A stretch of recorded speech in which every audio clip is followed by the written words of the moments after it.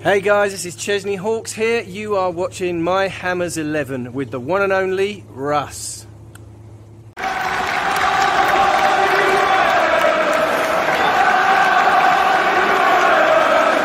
Hi everybody, Russ from My Hammers 11. Hope you are all safe and well. If you're new to the channel, please consider subscribing, hitting the bell icon so you're made aware anytime I put new content on.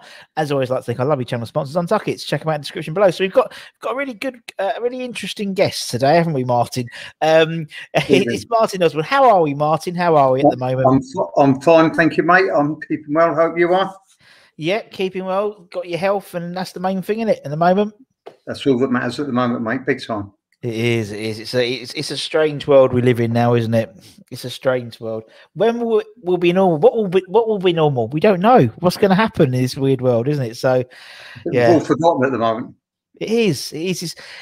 I was talking to someone the other day, and time is just like, I have no relevance of time now. You know, what I thought was last year was 3 years ago, and it's crazy, isn't it? It's crazy what's happened last 12, 18 months. Get it all the time, mate. Get it all the time. And as I get older, I'm getting worse. You go upstairs to get something, you forgot why you went up there. Doing that more and more. Well, especially because you can't go anywhere else out, really, can you? So it's like, you know, it's the main thing to go upstairs to do. That's like me. I plan. Well, I used to. Now it's sort of got a bit of. You can go out and do a little bit of things now, but it was always like my wife's like, "Oh, could you just do that, or could you just, I don't know, take those down the tip?" And I go, "Yeah, I'll do it next Wednesday." Wednesday. So why don't you do it now? Well, I'll have nothing to do next Wednesday then, will I? You know, it's like, exactly. Do it today. Why? Yeah, tomorrow. Why? Exactly. I've got something to do tomorrow then. You know, otherwise it's do you know what? It's literally, if it wasn't for bins, the bin days, I wouldn't know what day Wednesday was. Do you know what I mean? It's like that's sort of the only constant. Yeah. Especially with so much football about, you know, it's not like you know, every day's football now. So it's we've been sport on that front. Yeah, that's the only good thing out of COVID. Yeah, you're totally right, man. Watch every game. It's good. It is. It's literally football every day, isn't it? It's ridiculous. There's usually nothing on the telly, and you know, even what was it, Brentford, Rotherham tonight or something like that. So you know, fair play. Watch our hopefully one of our new strikers turn up and see him play, either Tony. So anyway, but obviously West Ham are keeping us busy, aren't they? So again, I haven't got to worry about West Ham this season for once. That's the only real positive we've all got out of COVID is if you're a West Ham fan. Yeah, we're doing really well. It's the typical West Hamness, isn't it? That A, there's no bugger in the stadium to watch it, and B, it's when we don't need them to have a West Ham season and be and you know, fight relegation, they're not doing it for us, and it's one thing you have to worry about at the moment. It's lovely. Sam Allardyce never got it, but that's the West Ham way. Yeah. Well, look at him now, eh? Look at him now. Poor big Sam.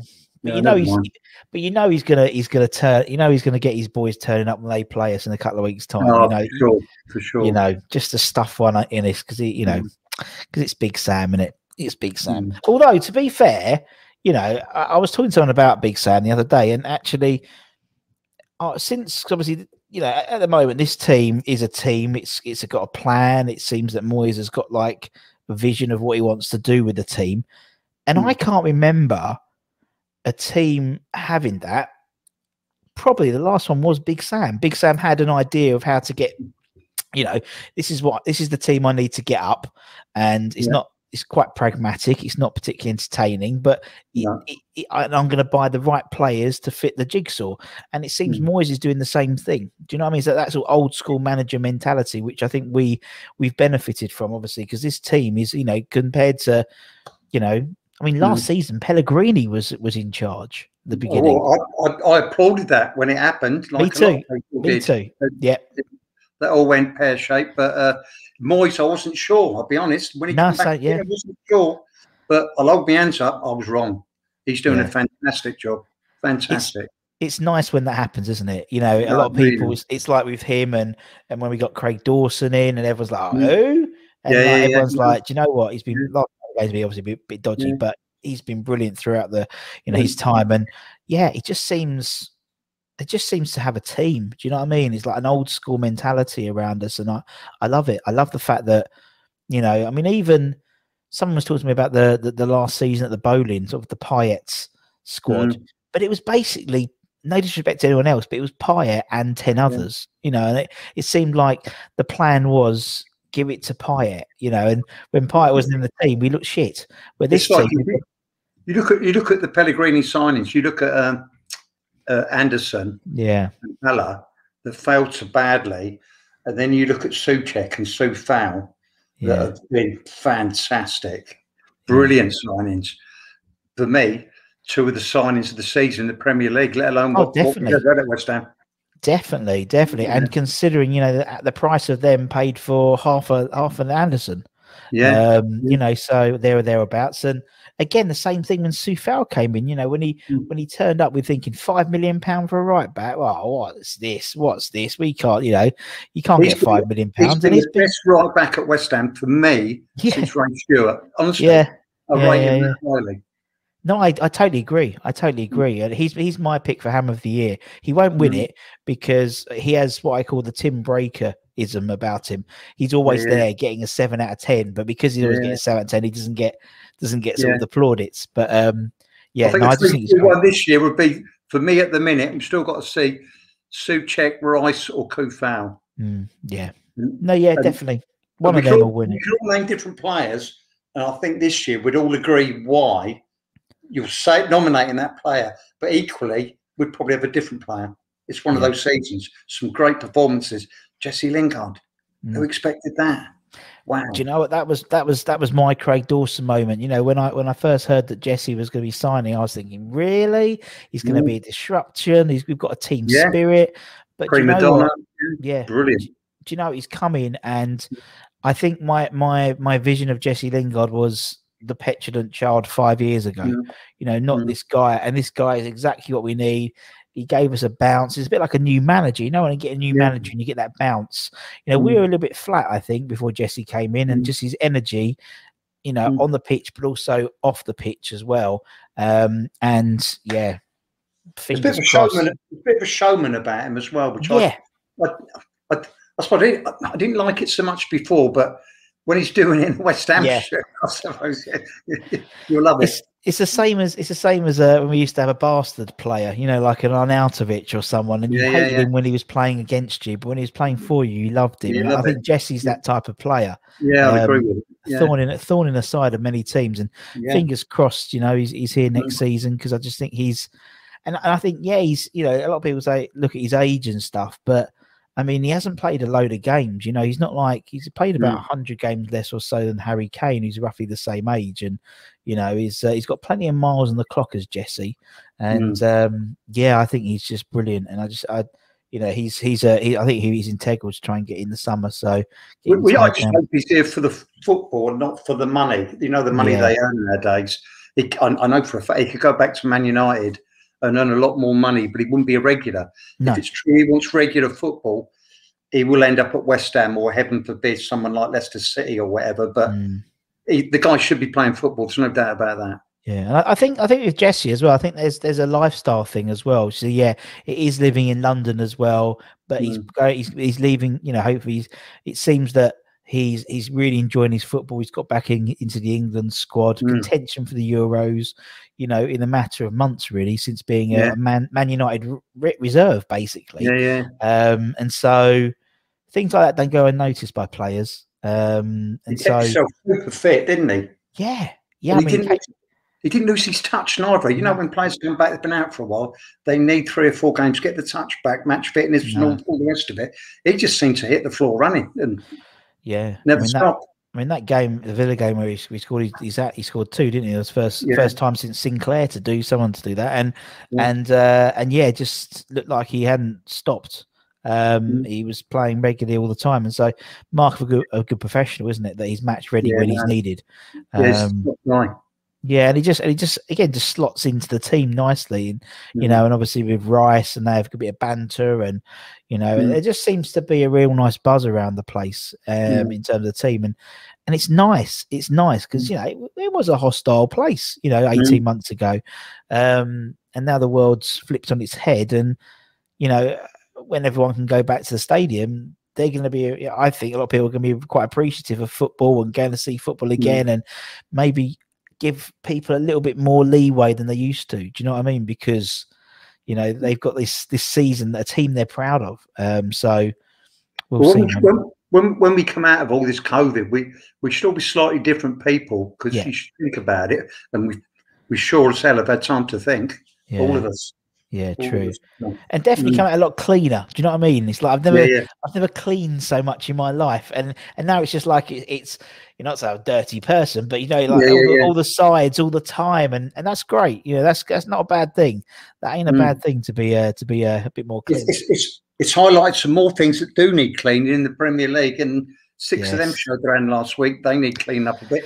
They did, especially with their fans or the clubs themselves, the owners need to have a look at themselves. Trying to take over our game like that was disgusting. It was a real what's the word I'm thinking of? It was an inevitable thing, wasn't it? You know what I mean? It's like something that you always assumed was going to happen eventually.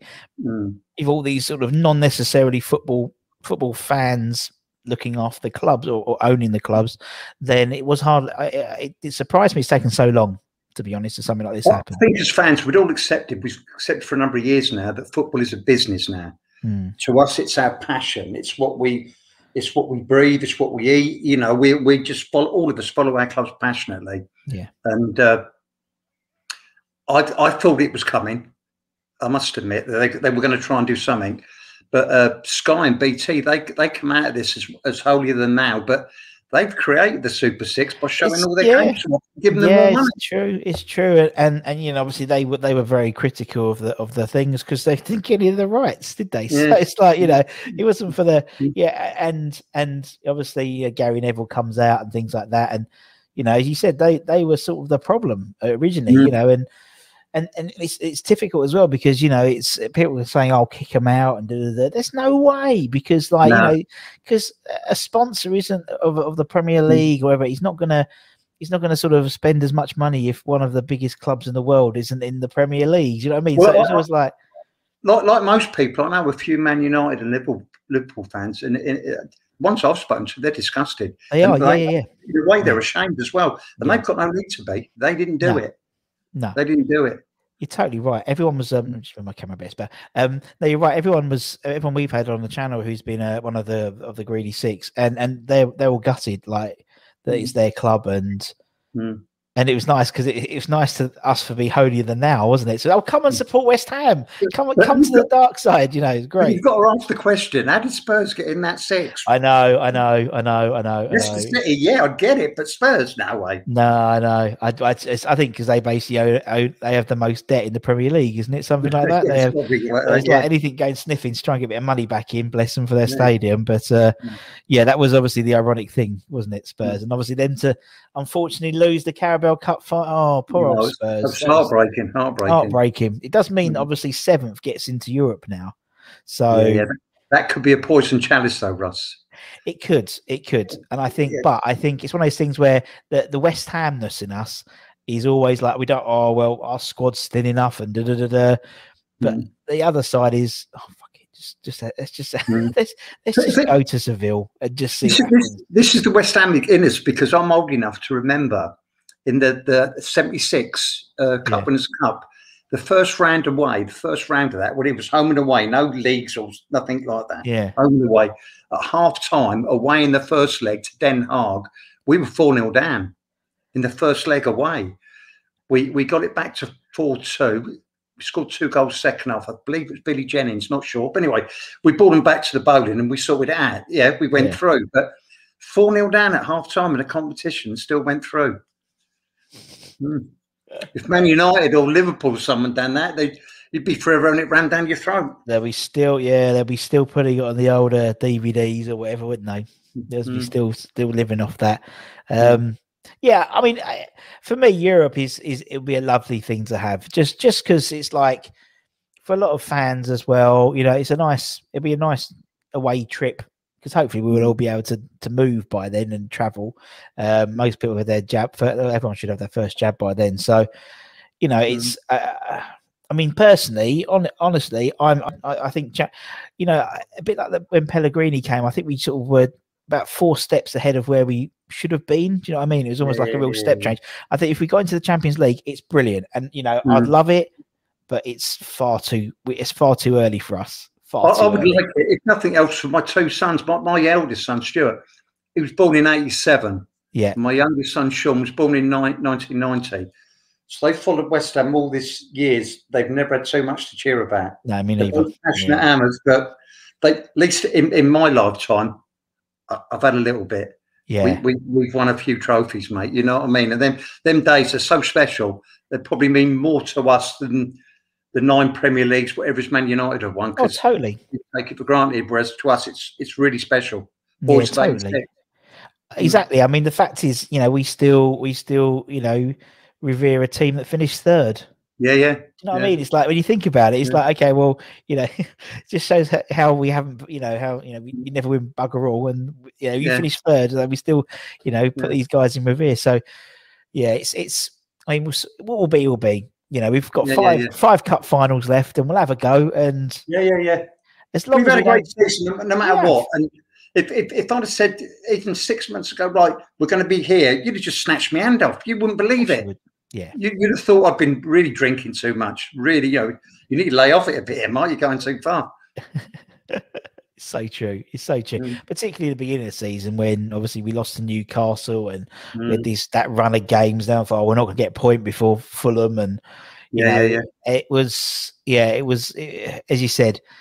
If you said to us at the beginning of the season, we won't finish, but say we finish 8th this season. Yeah. Beginning of the season, as I said, you'd have bitten your hand off for an 8th. You know, great season. 16th, you'd have bitten your hand off. 15th, you'd bitten your hand off. Do you know what I mean? So anything's a bonus, isn't it? Anything's a bonus, and my preference is to get into the lowest European is the Europa Conference, because the reason being is we'll be one of the big dogs in there, because we will be, and I think West Ham fans, you know, if you talk to people about, you know, their best away days, you said like Den Haag, or you've said, or there was the Intertoto Cup with Metz. You know, these aren't big teams. These aren't big teams. But it's all, you know, Astrakagugu, all those, you know, it's I'd love to. I was at the home game with that when we lost. No, don't rush. You brought up memories. I know, but they're like 13th in the Romanian league this year, so we're not going to play them this year apparently. So we're okay. But do you know what I mean? Like a small fishing village in Liechtenstein, and West Ham, like 2,000 of them turn up and basically take over the gaff for like 2 or 3 days. That will be stuff you talk about in 30, 40 years time. You know, that's what I think, you know, we've all been on holiday to Barcelona and Madrid. It'd be amazing, but we'll probably get turned over 10-0. Do you know what I mean? Just because it's them. So just to see what happens, and we'll see. We'll see, man. Fingers crossed. Fingers crossed. Fingers crossed. We'll see what happens. Right. So, Martin, right at the beginning, why West Ham? Why is it your club? What happened? I'll try and edit a bit. Basically, I was born in Kent. I was born in Chatham in 1960. Yeah. Dad's work took him to Cheltenham in Gloucestershire when I was 2. And I started going to school. And one of my best mates at school, he had his team, which I'll explain in a minute. It's pretty obvious who it is. And he told me that his older brother was Man United, his younger brother was Chelsea, but he was West Ham. And the reason he was West Ham was because his mum was a Cockney. Yeah. What's a Cockney? I was like 5, 6 years old. What's a Cockney? And he explained it to me, and all right, that'd be my team. And the funny thing about that story is that something later on it dawned on me.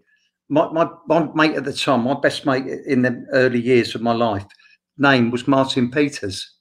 Oh, brilliant! Yeah, Martin Peters got me supporting West Ham. Obviously, not the Martin Peters, but then I moved back to Kent, Chatham. Dad's work brought him back again in '70. Then my older brother and his girlfriend, what's now his wife, took me to West Ham for the first time to the bowling. We beat Man United 2-1. I'm hooked. I'm hooked. They had me, and then they got me, if you know what I mean. And since West Ham, that's all I can say, mate. They just do it to you. Yeah, it's true. Once you're in, you're in it. That's and that is a sentiment. Doesn't matter how people get there. As you said, Martin Peters got you. You know, I had a story which the Martin Peters made one of my friends a West Ham fan, because he loved him in the World Cup, and doesn't know what team he played for. But doesn't know what avenue, what journey you make. Once you found that destination, that's it. You are not moving. You are hooked on the first day. I've done over 300 interviews. Not one of those interviews have said, I went the first game, it was all right. Didn't go back for another 5 years. But no, it's not. Once they finish the game, the first thing they want to do is go back. And when's the next game? When's the next game? And you blink, and as you said, 60 years had gone, and 50, 60 years, and you supported them. I've been married 39 years, Russ. Yeah. First row I had with my wife. She tried telling me Chelsea were better than West Ham. No way. Well, I set up my stall quite. I mean, me and my wife, we were married 10 years in December, and from an early our wedding day, I just said, look, you can have whatever you want, but I just want the colour scheme to be claret and blue. And that was it. Albeit it was more claret and cream by the end. There was less baby blue, I'll be honest. But yeah, she never let me forget that. Because she went orange or something. I was like, that's Blackpool. What do you want tangerine for? You know what I mean? God. My youngest son, he's happy because his father-in-law's a season ticket holder. So brilliant. All we do is West Ham in our family, I'm afraid, mate. That's all we do. Exactly. Well, I think same as both sides of my family were West Ham. My wife's dad was a West Ham fan, and so they were from the East End. So it was always going to happen. But I just said, look, that's all I want. It makes some weekends really nice and some weekends horrible, though. If we lose, you're all miserable. Yeah. That's just the other good point this season. I've never watched Match of the Day so much, I tell you. Normally, do you know what? That's so true. Thinking about it, I haven't had to series unlink Match of the Day this season very often, because that's. I mean, obviously, I'm still at the stadium, so when I come back, and my wife doesn't really pay attention to the football, but she'll know if we've lost, because the first thing I'll do is snatch the Sky remote out of her hand and unseries link Match of the Day. That's all she needs to know. All she needs to know. Oh, you've lost. Yep. Anyway. And as you said, once you beat now, and obviously the reason why we started chatting, you and me, Mike, was it Ray's interview? We talked about Mauritius. Ray Winston. He mentioned Mauritius, and when I was watching, I thought, I've been there. Yeah. What Ray said, I've been there. Yeah. And it was a journey getting there, I'll tell you, mate. Come on, then. Relive it, Martin. It was, I try to remember now, it's about 4 years ago. I'm going on holiday to Mauritius with the wife. I think it's about 4 years ago.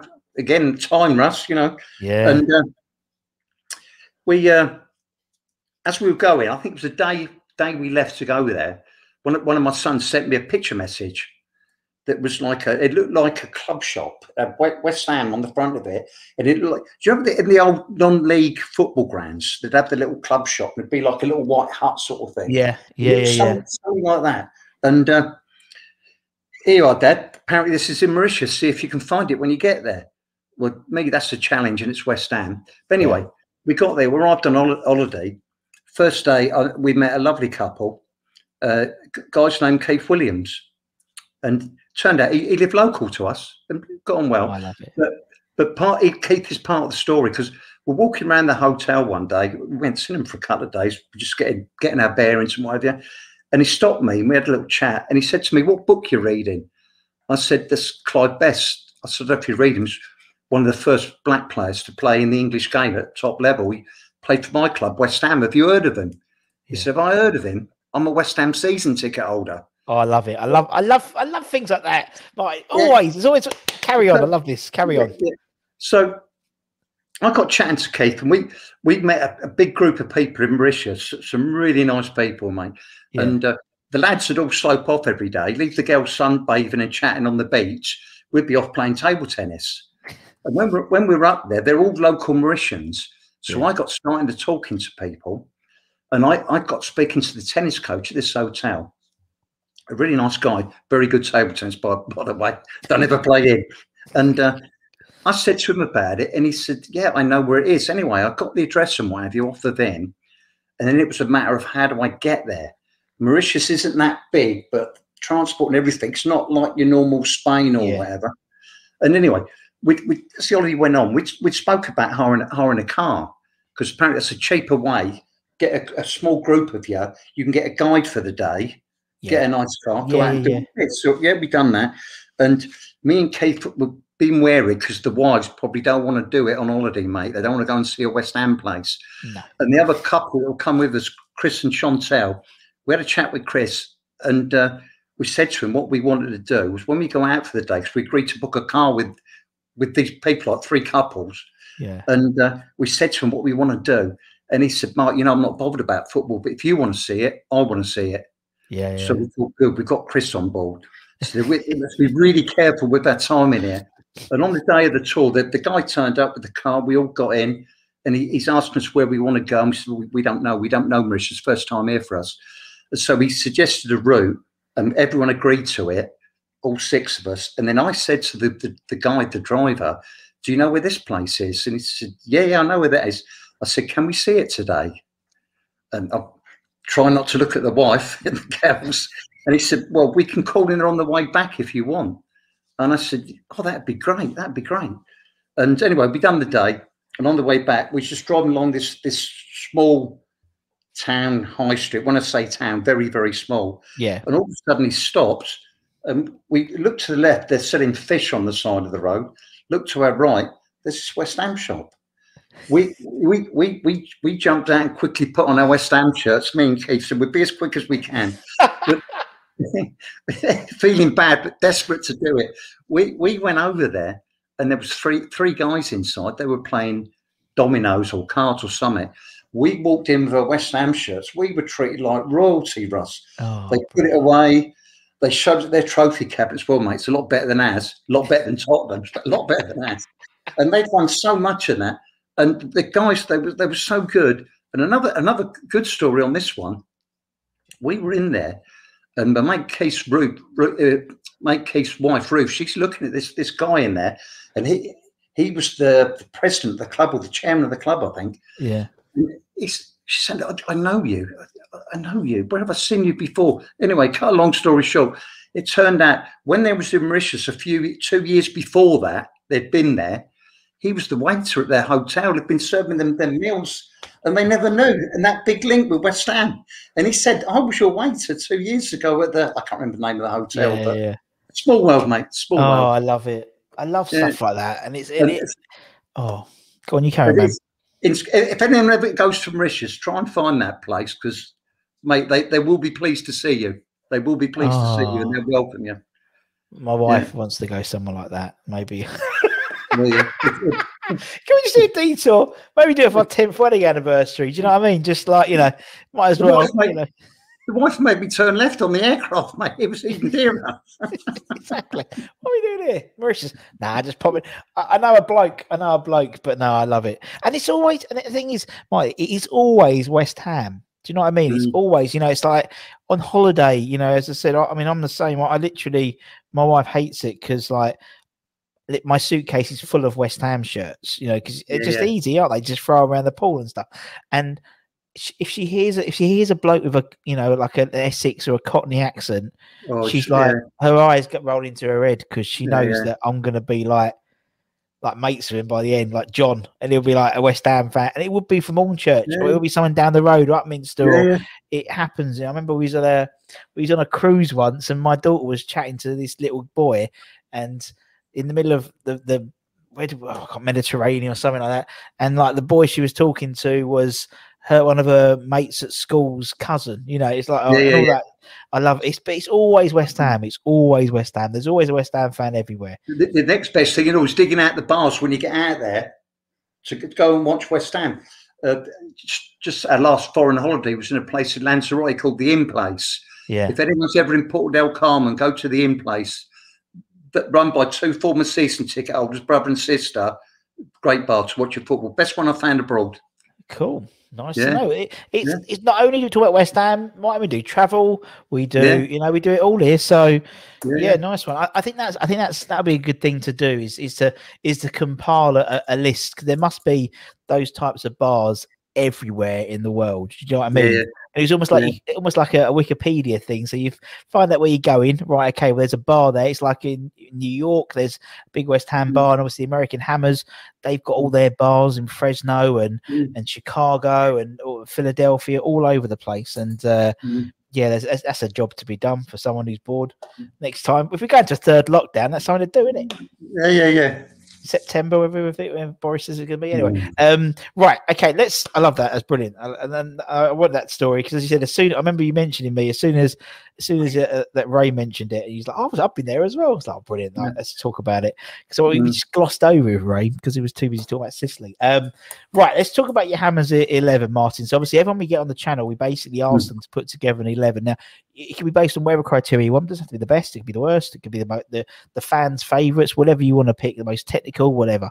But the only rule is you have to be alive to have seen them play. Now, to be honest, to be perfectly honest, no disrespect, Martin, you've been a fan for a while, so you've got quite a nice spread, which is good and bad at the same time because it's got a lot.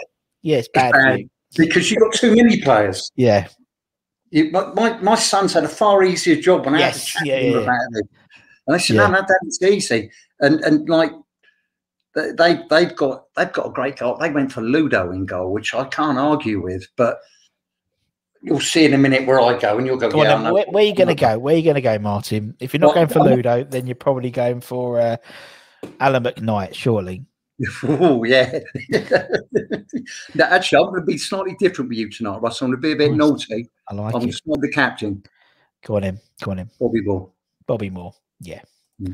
Bobby Moore. You have to put Bobby in. First name's got to be on the team sheet. If you've seen him play, it's got to be Bobby Moore. Of course, and again, that's why we sort of put the caveat in. You must have been alive to have seen him play because your sons. If we put like your best 11 of all time, he'll be in everyone's best 11 of all time. But your sons weren't lucky enough to see him play. You were, and again, that's why I like interviewing people who I call them experienced fans and not so experienced fans. And you're an experienced fan, and obviously you saw him play. So it's great to hear. Your memories of him playing, and as you said, straight away, first name of team sheet, Bobby Moore, and it is. It's got to be Bobby Moore. It's got to be. Yeah. The few times I saw him play, I didn't see him play that many times. I can remember, I was only a young lad then, but the all about him, Just even from the fans watching him, you've heard players saying if they knew him or they played with him or they met him, but.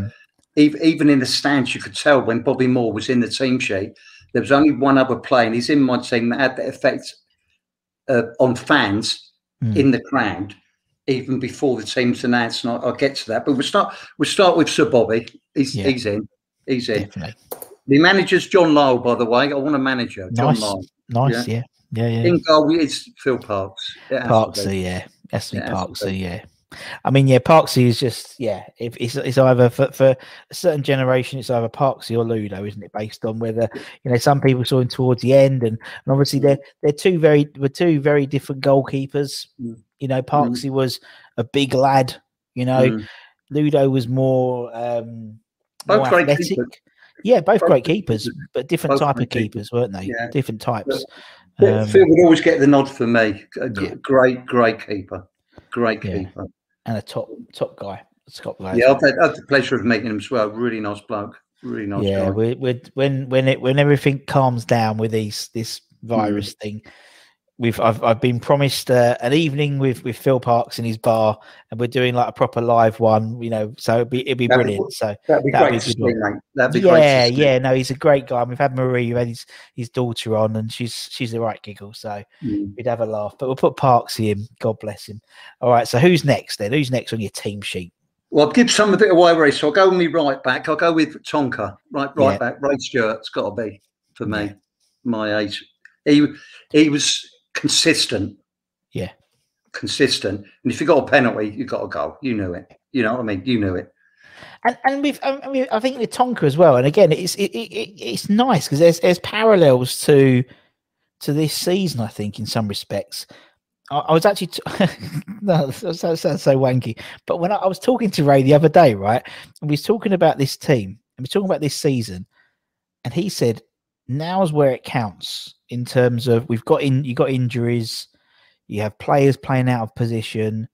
That's when you know how good a manager is. And obviously that 85, 86 season and seasons before and after with John, obviously Ray played right back. I think he played centre half. I think he played defender, like midfield and left back. And he said, I wouldn't be able to play those positions if John basically hadn't blown the wind up my arse and said I was the best thing on. He made me think I was going to be the best left back ever and the best centre back and the best midfield. It doesn't matter what position I played, and that's a mark of a good manager. I know it's not my natural position, but he motivated me to play those positions and not grumble and just put the shirt on and have a go. And that's very similar now. It is, we're sort of putting different parts together and seeing what works. And it's a mark of a great manager. And obviously we've had loads of them boys talk about how great John is, how great he was as a manager and as a coach. And I mean, I love listening to the stories about how they've signed and why they signed and the stories. Obviously we've had Macca on, and Macca's told, how John sort of drove up and met him at the services and flew to Glasgow and personally drived him round. We have had Julian on, and had how John would basically chauffeur him from the training ground back to his hotel and every day, and he'd chain smoke and not have the windows open. That's it. I mean, I've heard these stories, and it comes across to me as a man manager and a people person. Yeah. The best one was Tom McAllister, the goalkeeper. John went up to see him, and basically he went into, and he I don't think he's ever told his wife this story as well, which was she must know about now. So basically they were in John's car, and John said, okay, he basically said, okay, right, we're going to give you it's 50 quid a week. I don't know, the appearance fees. All right. And he went, yes, that sounds great, John. He goes, here's the contract. And the contract was completely blank. He went, you sign it and I'll fill it in. Yeah. And he went, what? He goes, well, you trust me, don't you? He went, oh, of course. So he just signed this blank contract, and then John filled the rest in, and stuff like that. And, just shows how much people respected him, that he would just do that. I mean, I wouldn't let my boss sign a blank contract for him, and you just never trust some people. But and Tonka was brilliant, man. Loved him. Right, okay, we'll put Tonka in, man. Who's next, Martin? I'm going to go to the other side of the pitch. I'm going to go left back now. I'm going to go left back. I'm going to go with Julian. Yeah, he's probably the left back I've ever seen. And I've had some good ones. Frank Lampard Senior, quality. Yeah. Good, solid, hard, good left peg on him. But Julian, you've got to love the guy, ain't you? Yeah. You've got to love him. Yeah, you do. Yeah, you've got to love him. And and obviously it'd be interesting when it came to penalties, because obviously we have been very fortunate with penalty takers. Yeah, you're right. You stick Ray Stewart, Julian Dix, and Mark Noble. Yeah, in the same pitch, we get a penalty. That'd be better than watch Frankie Lampard and Paolo Di Canio. I tell you. I think Mark would probably concede quite early on and let. I think Dix would win it one money beyond Julian, but get a mad Scotsman going at you. Go, yeah. Oh God, especially if it was coming near a goal bonus as well. But it's true. I mean, also, again, I remember I spoke to Julian about this. We've you still talk about penalties, and Julian and Ray. They both had a similar style in terms of they would just whack it, And I said to Julian, I said, why don't people do that anymore? Now you're a coach, he goes, but apparently he originally used to place them, but then he missed one, and then as soon as he got saved, and he was like, right, that's it basically, and he just twatted them from then on. And he says nowadays people think they've got them more skillful than they are, and I understand that totally. You know what I mean? It's like, but Mark Noble doesn't even practice, does he? He won't practice. No. Crazy, isn't it? It's crazy. It's crazy. Yeah, but Julian, top boy. Yeah, lovely bloke. And him on one side and Ray on the other. Cool. Asking for trouble. Who's next? Who's next to Martin? It's finding a partner for Bobby Moore. That was difficult. I had loads of names, but I had to go with me head in the end. And I think the best one to go alongside him that I've seen is Stretch, Alvin Martin. Yeah. Alvin. Definitely. There's not a lot of pace there, but God, they can read the game then too. Yeah, Bobby Moore especially. Yeah, I don't think now. I think even I think pace is in today's game. It's an aspect of a defender now. But I mean, again, you look at our centre backs. The first choice, say for example, Dawson's not particularly quick. No, he's not. And arguably when we had Dawson, Ogbonna, and Cresswell as the three, we were getting clean sheets every game. I remember the Leicester game where I know Dawson wasn't playing that game, but the Leicester game, like early on in the season, Leicester didn't have a single shot on target. So I think it's about, as you said, it's about how intelligent the players are in reading the game. I mean, and as you said, like Alvin and Moro, both of them not gonna get 100-meter medals, but they could read the ball and they could read the game, and particularly Moro, obviously, seeing games, watching him, how he just majestically in terms of how he defended. It's some of the times it just step in. You think he's going to wait. Why is he going to wait from his man? Ball's played inside. He's realised where it's gone before the attacker has. I wonder if sometimes wouldn't he play Bobby Moore up front? It'd have been great. Well, he would have been, second guess the defender, wouldn't he, as well? Yeah. Because I mean, that's happened occasionally, isn't it? We had, like, in modern eras, we had I was a big fan of Ian Pearce. A good centre back, but he played up front as well. Good for the old fantasy football league points, wasn't it? So and Blackburn, Chris Sutton used to do it quite a bit and stuff. And as you said, you think actually from a centre back position, they'd be really suited to play up front because they would know typically what a defender would do, and so they could sort of second guess it. And but all right. So we got Dixie, we got Moro, we got Alvin, and we got Tonka. Right, let's move midfield. Let's move into midfield then, Martin. Who are we going to have? On the left-hand side, I'm having what a player, Devonshire. Yeah. Oh, what a player. Anyone, this is the sad thing where TV coverage wasn't as good in my younger days. Yeah, That's what it is now. Alan Devonshire, mate, you see what he could do. God, he'd be worth some money now, I tell you. Especially when he only played $5,000 for him from Westham beforehand. What a player. Southall. He was silky smooth, mate. He was really good. And inside him, I'm really trying to get as creative as I can in the midfield. It's got to be Sir Trev. Oh, yeah. Got to be Sir Trev, isn't it? What a player. And again, you talk about the silkiness of Devonshire and the guile of Trev. And again, that's something, and I mention it quite a lot because I think it's really important. Something I never really appreciated until I started watching a lot more football and, like, obviously referencing when players that I haven't heard of, I go and watch them on YouTube. How crap the pitches were. I mean, they were garbage. They were. I mean, we had Macca, and Macca, we were talking about this, and he went, "Go and watch." When we turned over Chelsea 4-0 at Stamford Bridge and look at the state of that pitch, it was a beach, and it was. And again, that's just heightened the appreciation of these players. There's another point with Sir Trevor I touched on earlier. Where in my day when I was going, when they announced the team, you weren't the coverage like you got now. We get inside whispers and all that. Yeah. And you get in the ground, and then they called out the team, and you find out Sir Trev's injured; he's not playing. And the crowd would just, it was like the stadium. Oh no, you know what I mean? No, Sir Trev. And that's one of the few players I've known in that time when Sir Trev weren't playing. It affected your mentality before a game. It really did. Yeah, because you knew we were a lot poorer side without Sir Trev in the side. True, and it's true. It's another player that was literally that good. It was that good. And I just think, for me, there just seems to be, I mean, everyone we've spoken about Sir Trev, they always said that his first touch wasn't a touch on the ball. It was like he would just angle his body and just let it go across him, and it would always beat a defender. And I just think there's something special when everyone I talk to, that's the first thing they always say about him as a player. And the great thing is, obviously, we got the stand named after him, so he'll always be remembered by West Ham fans. When he could bend the ball into the run in for Cotty or whatever, it's magical to watch. Magical. Brilliant. Alongside Sir Trev, because I think they might need some protection, and with this player, I'm giving him protection. He could have played in the back four, but he started out as a midfielder. Billy Bonds. Yeah. If anyone wants to kick off, Billy Bonds would take care of it. He certainly would. Great player, passion. he had the lot, Billy. Really did. Yeah.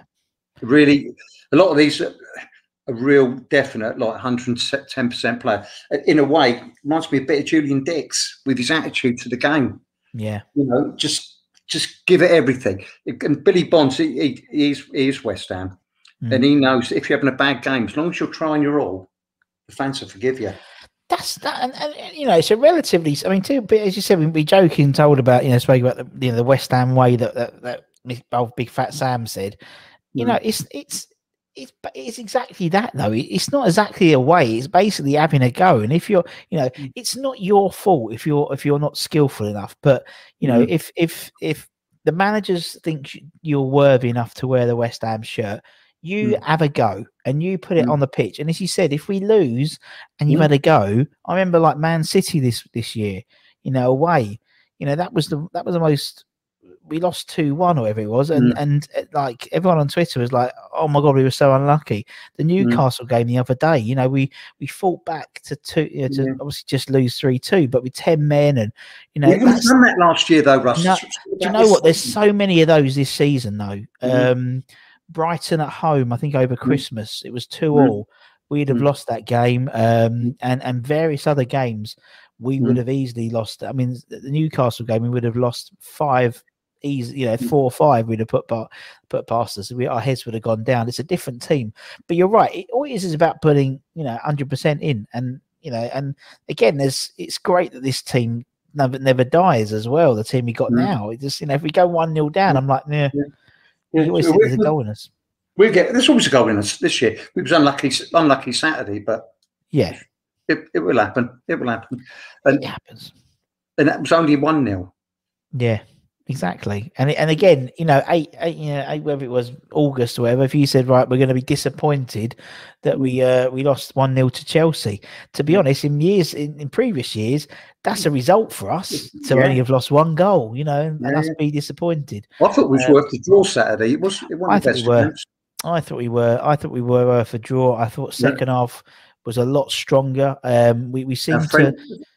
I just in the first half we just seemed to, and it's sort of a flipping mentality. I know people have sort of spoken about it before, Moyes and the sort of the big boys, so to speak, and it's a flipping how, you know. And actually, it's typically we always perform well against the bigger teams and not so well against the bottom teams, you know. And actually, from a points perspective, there's more in the bottom teams than there are in the top teams. So actually, that doesn't bother me as much as I think some people do. I think because I'd rather beat Burnley, Sheffield United, you know, all these guys than Chelsea. Because that's how invariably it works in terms of points. And so, yeah, it was frustrating, but it was. I thought we had, you know, again, you know, you look at the team we had out with how many injuries, first teamers, and you know, sort of patched up team. I thought we had a bloody good go at them. Do you know what I mean? Yeah. We're a strike away from being a very dangerous club. That's the way I see it. Agree with that. The VAR again stepped in. The last 10 minutes, we'll never know now, but. Particularly as it's been rescinded already now. That didn't take long. That appeal didn't take very long, did it? Stevie Wonder would have sorted that one out, mate. I'll tell you.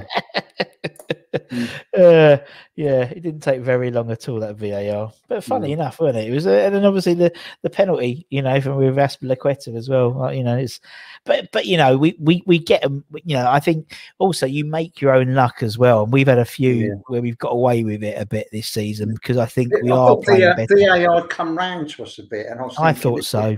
Yeah, like the Newcastle game, I didn't spot that penalty. No, in real time, I didn't spot. When it come back, you go, yeah, it was, because that was unnatural over the top, and you think, yeah, it was a pen, and then, but oh well, yeah, well.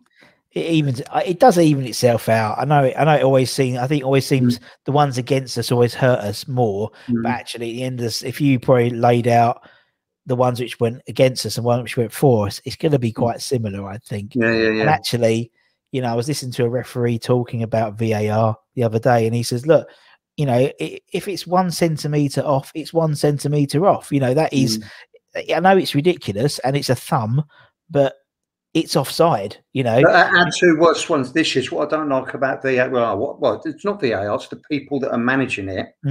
two of the worst decisions have been Souček and Balbuena's. Yeah. And VAR supposed to cut out obvious errors by the referee. VAR, by not giving the referee the full information, created an obvious error. Yeah, it's true. It's true. And again, both were rescinded like almost straight away. You know what I mean? So the mistake's been made and it's been rectified, but obviously to the detriment of detriment of the team, the match. You never know. Balbuena could have popped up and got the winner, or got the equaliser against Chelsea. You never know. But yeah, it's one of those things. I think kinks are still being worked out. I mean, we haven't had this for how many 100 years or so in professional football, and it's only year 2, and so it's a bit like London Stadium. We're feeling our way into the London Stadium. We were Upton Park for 100 years almost. So it's invariably kinks will sort themselves out. But I still think it's a good idea to have it, because I think, as you said, things like that Newcastle game. Yeah, that was a clear and obvious mistake, and the game is so frantic that you need another pair of eyes. It's played at such a pace that the referee cannot look at everything all the time. I think we've got to look at how we use it. Yeah, we've got a bit of equipment. Let's look how we use it. And like what I saw at the Chelsea game, you could see they were only showing the last sort of 20% when his leg went in the back of Chilwell. From there, I'd have given a penalty. Yeah. I mean, it does look bad, from what it was. The full segment and his foot going through. Any of us that have played football at any level know that when you kick a ball, your leg will carry on travelling. You can't stop it. And if someone's in the way, you're not aiming to kick them. I'm clearing the ball. It's true. It's as simple as that. It was almost. I mean, basically, the way I saw that was, I mean, the first thing I did was look at his eye line, and his eye line is like looking at the ball. It's not even referencing Chilwell coming into shot. Do you know what I mean? It was quite clearly he's kicked it, he's looked up, and Chilwell has almost walked into his foot. That's Your Honour. He walked into my fist, Your Honour. But that's what he did. The look on Balbuena's face as he come off as well, like, what the hell was that? Yeah, and I mean, everyone was the same, and it's just like, it is. But it'd be interesting to see what happens, the next game, the Burnley game. And because, I think the last time we got one rescinded, we then Mike Dean was our referee, like the game after. And he was very pro West Ham. Yeah. So it does, that was the home game, I think. Yeah. Yeah, it was the home game afterwards. He was back in. And so it's funny how things even themselves out. So we'll see what happens at Burnley. Yeah. Another confession of mine. I used to be a referee for the KCFA, the Kent League. Yeah. It's not an easy job. It's not an easy job. No, it's not. We've had a few referees. I tell you, pub teams on a Sunday, you don't want to be doing them. We've interviewed a few referees actually, and actually one of them stopped being a football referee and then became a rugby referee because of the level of respect that they had. And I totally understand that. Yeah, it's not an easy job at all. Right. Anyway, Billy Bonds is in, as you said, top man, Mr. Reliable. And obviously, it was last year, wasn't it? Yeah, last year we did the stand for him last year, weren't it? And right hand side of midfield, I've gone for the magical Trevor Sinclair. Nice. Yeah. Great player. Good passer, eye for goal. He had the lot for me. Trevor Sinclair. Great player. He did, man. He did. And a lovely bloke as well. All these guys are lovely blokes off the pitch, and Sinks is exactly the same.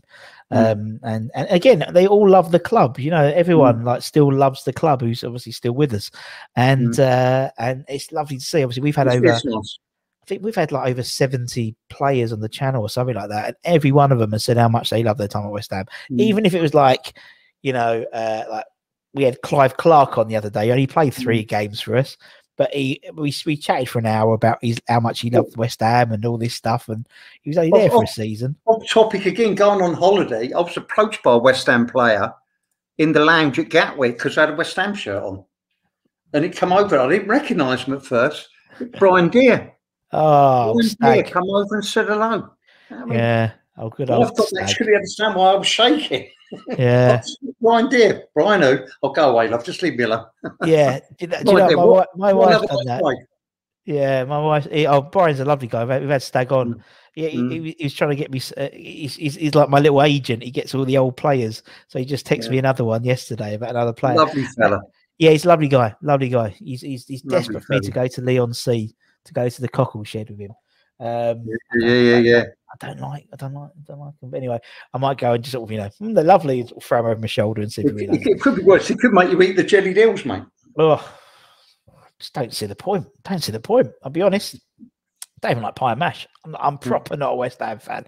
You're another one. I don't like pie and mash. No, my father-in-law doesn't like mash. No, my mother-in-law, she's from the East End. She loves the stuff, and my wife loves it as well. We get it delivered. Get delivered like every week, couple of weeks or so. They have the liquor with it as well, Russ. Yeah, it stinks, isn't it? Oh, nice, lovely stuff. Oh, I just don't like it. No, they have it proper, like proper East End mash where it's all like lumpy. Do you know? It's not like I think I'm a bit spoiled with my mash, but that's why. I think it's the pie. I think I'm not much of a pastry fan, to be honest. So but they love it. They absolutely love it, but I can't stand it. So I'll buy it for them, and then just me and my daughter will have something else. But but Trevor Sinclair. Anyway, you're right, man. And who said something the other day about a West Ham person they bumped into? I think it was at Gatwick. I think they bumped into McAvenny at Gatwick, and they were just chatting in the lounge for about 2 hours, while they're waiting for their flight. And they all love a chat. And that's why everyone goes. That's why everyone goes to all those player events. I met Tony Gale and Tony Cotty at one. Had my photo taken. I've got it hung up. And honestly, mate, what great fellas! Brilliant. They're great fellas, mate. They're all great. Yeah. And they've all got the same passion that we've got. It's West Ham. Yeah, exactly. And they're all happy to talk about it. And we've had a lot of them on. And as you said, those legend evenings. Obviously now, hopefully soon, they'll be all kicking off again soon, and you'll go and watch them. You'll probably go and see the same. You probably go and see, Reg and TC again, and the stories will be exactly the same. But you go and listen to them because it's just the passion for the club, and in terms of like people like as you said, Macca and TC and Reg and all them lot, they just love it. And even Brian, and we had I just literally sat there when I interviewed Brian and just listened to him talking about all the stories about just the difference of football. Then obviously he was around during the Moore era, and obviously 1965 and stuff like that, and how they would run. What was the one that cracked me up most was when he said that we ran like miles around. Because I live in Alchurch, but I used to live in Loughton, and so he was like, they run around like Epping Forest and Hainault Forest and all the way around, all the way back to Chadwell Heath, and then the chef would have a full roast dinner waiting for us. It's like it's the last thing I would want to eat is meat and two veg. But that's like and they'd have one of the coaches would be on one of their cars with binoculars, making sure they're running properly. And amazing. He used to he used to cycle to the stadium to Upton Park, and Moore would get the bus and. Yeah, I think they all lived locally in them days. And they did. All lived locally. And obviously, they all had shops nearby. So obviously, Moore had the sports shop across the road. I remember that. You had Frank had the and a few of them actually. John Charles and various other had stalls at the market, and obviously Frank had his dry cleaning and stuff and all that. So Trev had a plastics factory or something with his quite possibly. That they all had, and again, I think that it's just humility, and I think that's why. Because they had a second job, really, they were very much, and that's something I always say when I interview people, because obviously now I think football is more aspirational than relatable.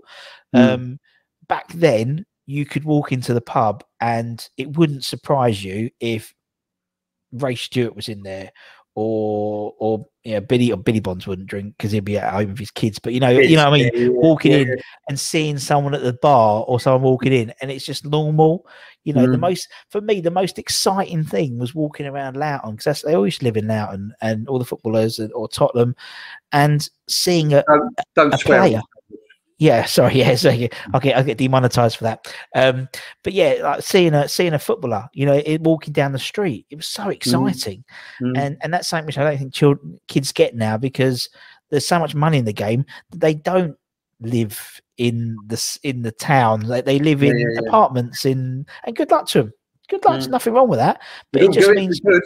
Yeah, I mean, oh God, yeah, but I mean, it's just the way money changes how football is. It's like you can't, like, you know, even like Upton Park, you could put your hands to the railings and they'd sign something. But obviously now with the way football stadiums are constructed, they tend to go in through an underground car park, and so you miss that interaction. So it is about aspiration. It is about saying, oh my God, it's Cristiano Ronaldo or Messi or Haaland or, you know, whoever. Whereas there it's like, oh, that's Tony Cottee. Yeah, having a ploughman's. When my boys were younger, we'd be in Chad Relief. They'd not only have a photograph of Julian Dix, he'd be stood next to his car. It's, you know, Laban Village, you know, all the guys. That's what it was then. Yeah, it's true. And I think that era, as you said, probably the Harry era was probably the last era that was like that, wasn't it? I think it was. Because obviously you had people like Trev. I mean, you had a great bunch. You had Trev, you had people like Razor, Righty, Monks, Bish. Great guys. Right, okay, up front. We digress as we always do. Who's your first forward? My first forward is Tony Cottee. Yeah. He's my fox in the box. I want one. Nice. He's gone for a fox in the box. And my second strike, I mean, Cottee speaks for himself. The second guy does even more. If I've got them balls coming in from Sinclair, Sir Trev, Devo, Jeff Hurst getting on the end of them, mate. Oh, nice. Yeah. Sir Jeff. And then the players I couldn't get in, DiCanio, McAvenny, Allen, Gale, Mark Wald. This was torture, Russ. I'll be honest with you, mate. I feel bad about so many other players I could have had in, but it's your team, man. As I said, your team. That's my 11. You know, and that's your team. And the idea is it's your team. So there's someone else's team may well have, you know, someone instead of Cottee or whatever. And that's the idea, man. That's the idea of it all. Let me just switch that off and bring it in. I've got the team written down. Where's my screen? There it is. There we go. That's a team. I'm happy with that. Greedy 6 wouldn't have a chance, would they? I'm proud of that 11, I tell you. That's nice, man. And obviously we've Mr. Lal as the manager as well. It'd be interesting to see, like, as you said, like, if you could have, like, obviously, like Dev in his pomp and Sinks in their pomp, just bombing down those wings, you know, some real pace on each side and trickiness on each side. You know what I mean? I think it's a nice team. It'd be great if you could do it. Have a time machine. John Lyle, give us your best 11, mate. You know what I mean? That'd be great. Perhaps can you imagine? Get Harry on. Give him your 11, mate. We've had Harry on. Yeah. Was it a good 11? Was it, mate? He was one of the ones who didn't give an 11 because he was too busy talking about his time with Bobby Ferguson. Oh, right. He was too busy telling me, because it's difficult. Yeah, it's a good one. We did it a while ago, bless him. It was a good interview. I mean, with Harry, he's just like, he's obviously so busy all the time. So we finally pinned him down and we chatted to him and I think, to be honest, I always talk about him more as a player. Do you know what I mean? Because actually, we don't get a lot of older players, you know, and we've done well since, like Brian Deere and various others. But you know, for me, it's like, so I wanted to talk more about his recollection. And obviously, he played.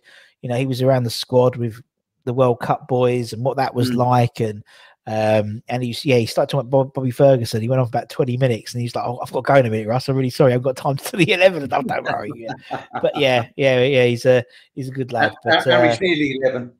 Yeah, Harry's near 11. Yeah, it's only 3 people who haven't given an 11. It was him, Ian Bishop, because he was just didn't want to piss anyone off. Too nice, exactly. Too nice. Everyone else, all his mates, didn't give a shit. They just go, they'll just do it. But he was too nice. And the other one was Nigel Ryoko, who he said he wanted the fans to decide hit the 11 rather than him. But, I think it's great to get a player's perspective because we see it from the stands. It is, and there are certain players. And what's really interesting when you interview these players is you do get a sense of that. You know, there's players who they pick who we don't. So, you know, I'm thinking if we go through sort of the 80s era, Jeff Pike, they all pick Jeff Pike.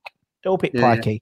And we don't pick him because he was like there and, you know, he was like, the glue, sort of the early 90s, Pete Butler. They all pick Pete Butler. At the 2000s, they all pick Hayden Mullins. Do you know what I mean? Sort of that sort of guy who just makes everything gel. He's, you know, when he's not there, you can't put your finger on why the team aren't performing well. And I mean, we had some more on the other day, and I said he picked Mullins as well. And I said, why do you guys all pick Mullins and no one else picks Mullins? He went, to be honest, it's because we see the game differently. We don't see the game. You know, the fans see the game with the goals. They see who's putting in the tackles and who's getting the shots and the assists and all those stats. But someone like Hayden Mullins, we couldn't do that without him in the team. And it makes perfect sense. It's really interesting. It's fascinating.